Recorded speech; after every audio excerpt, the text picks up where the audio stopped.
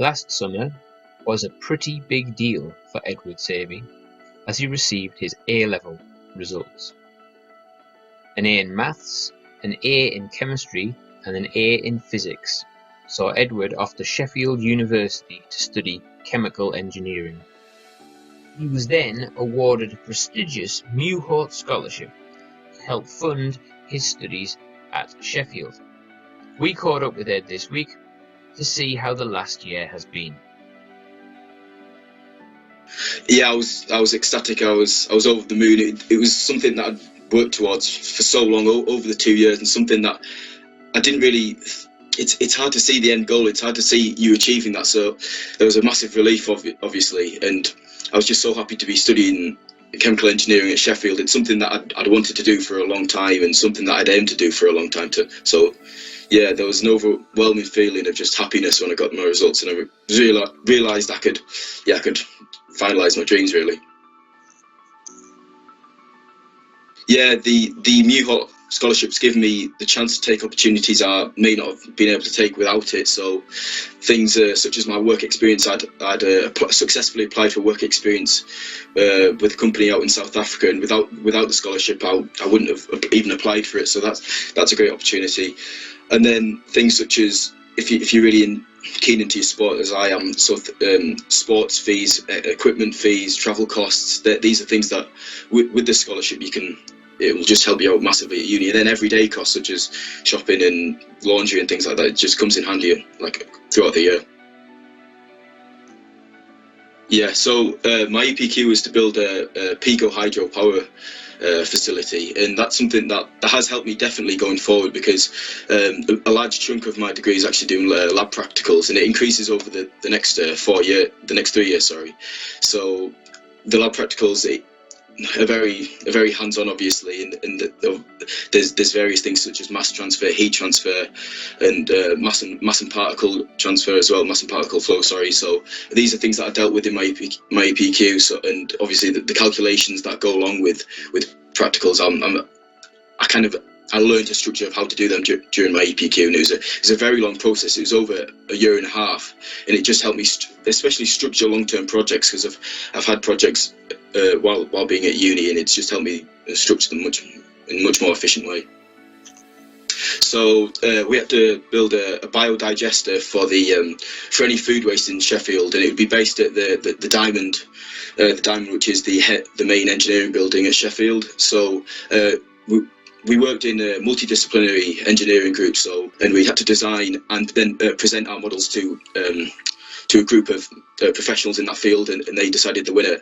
But it was a great process. It was two 12-hour days, pretty much over a weekend. So it was a lot of effort, and we managed to come second out of about 20 teams, and so we managed to win a monetary prize, which is really good. And it was just the satisfaction of, again, working really hard for an end goal. But yeah, it was a really great experience again.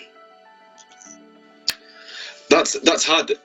Probably the thermodynamic side, so like the heat transfer side, that's what really interested me caught my interest about chemical engineering. The heat transfer and the mass transfer, the really like hands-on modules, because the labs that go with the labs and the problem classes that go alongside the lectures are really interested to me. It's just something that's the field that I really would like to go into. So the energy sector, so possibly oil and gas, or more likely renewable. So yeah, that's the thing that really intrigued me, and it hasn't let me down. I've really enjoyed it. Yes, sport was a massive reason why I chose to go to university and not do an apprenticeship. So football and cricket are my main two sports, and I played for the chemical engineering football team, and I've captained them. So that's really good. Leading, again, trying to build upon leadership qualities I learned through school and sixth form. So that's been excellent. And then cricket as well. Cricket's been my main sport. I've been training twice a week, and then playing once a week as well. So that I've really immersed myself both in the social side of cricket and the playing side. And yeah, I feel like my game in both football and cricket has improved massively, and that's something I really wanted to do when I went to university.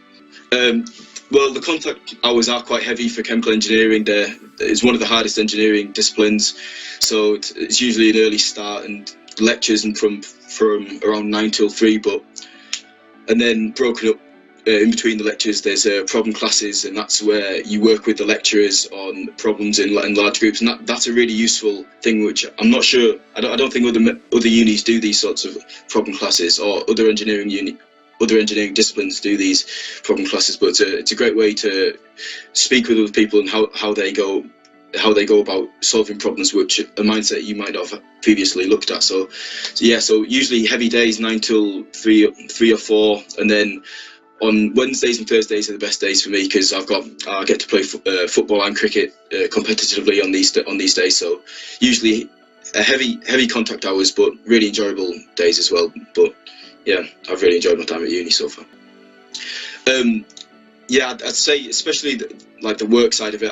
I learned throughout sixth form how I work best. So I felt at home I was distracted, and that's similar to how I treat my uni studies as well. So in my halls, I couldn't concentrate very well. I'd be distracted. So like at school, I'd work better at school and throughout the school day. So instead of working at home, I always go to the library, and that's where I feel I do my most effective work. So that's just something that I've learned over the 2 years, especially that I've been able to apply, and especially I did well in my exams at uni as well. So it's just a formula that I'm really happy with, and I'll definitely continue with. It's hard not to say the cliche, like the small class sizes, but it's so good getting to know your teacher, like getting to know, and them getting to know you, and how they can just tailor the classes around you. It's so good, especially in all 3 of my subjects, but especially chemistry. Miss Thompson was excellent at listening to what we had to say, and then planning lessons around that, because there was only 4 of us in the end. So it was a really effective way of teaching, and it just made things much easier. And it's noticeable going to university, and there is a big change between sixth form and university, but like I've said before, I found a way of working for me. I found a way of working which really suits me. So even though you don't get to know the lecturers or your teachers as well, it's fine, because you know how to work most effectively. I'd say, especially if you're from Barneycastle or the surrounding area, there's no better place than Teesdale, really. That, like I've said before, the small class sizes, and you especially if you come from Teesdale, you just know the people who are going there. You know the environment, and you just get to know the people around you much better, and you can really build friendships that you possibly didn't realise you could make at the start of sixth form. And it's just somewhere that I really enjoyed my 2 years there, and I felt I built a lot as a person and academically that'll really stand me in good stead as going forward. So yeah, I'd say Teesdale's there's no better place.